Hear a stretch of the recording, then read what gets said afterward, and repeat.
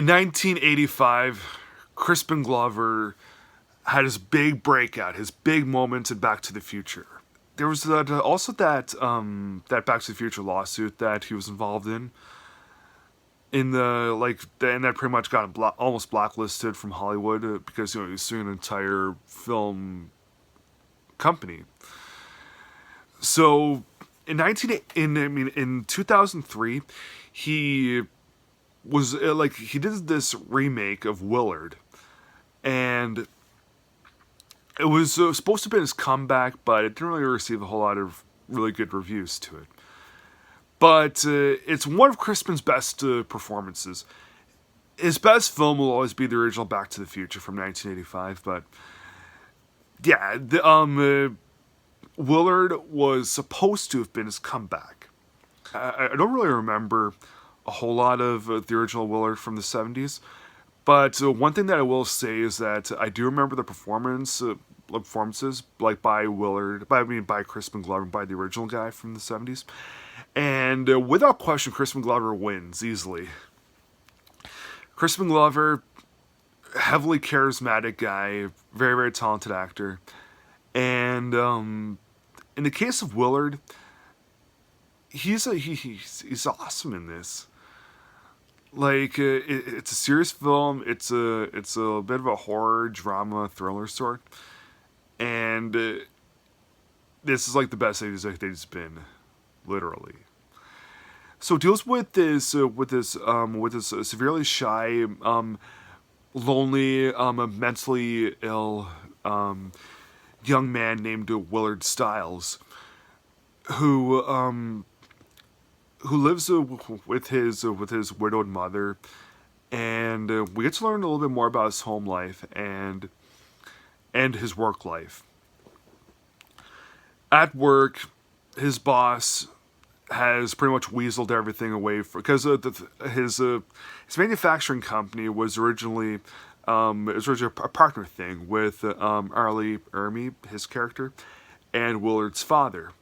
But Ermy has weaseled everything away from Willard's father, and he just picks on Willard all the time for everything, even though his mother is physically sick. Eventually Willard finds this rat infestation in his basement, and there's this small little white rat that he instantly becomes friends with, and he calls it Socrates, and it's his best friend in the whole world. And there's also this big rat, the biggest rat there, that he calls Ben.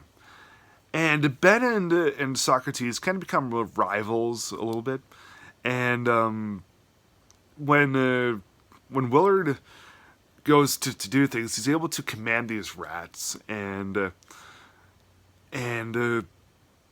course the rats they keep multiplying. And it's quite a sight to see. You often wonder how much of it are actual rats, how much of it are animatronics, how much of it is CGI, and that's pretty cool to see, I'll admit. And when we see the rats on the screen, whether it's doing something that Willard commanded it to, or really anything, our skin just crawls, and it's quite cool. I know that quite a few people are afraid of rats, but even if you're not afraid of rats, this movie will still get you give you the shivers. Yeah, the movie itself, on the other hand, kind of thin, but the movie. I mean, the material is it just enough happens in the movie where we're not bored, because of course you have the rats, which look cool. You have Crispin, who delivers a really good performance. Those aren't really enough to really make a really, really good film. But the material that surrounds Crispin and the rats, just enough of that's done to lift them up into a movie that's actually good. So, because that actually happens with Willard, I do think that Willard is comfortably a good movie. I'm going to give Willard from 2003 3 stars out of 4. Everyone, thanks for watching. Be sure to subscribe and like this video, and I'll definitely be posting more things in the next couple of days. Have a good day, folks.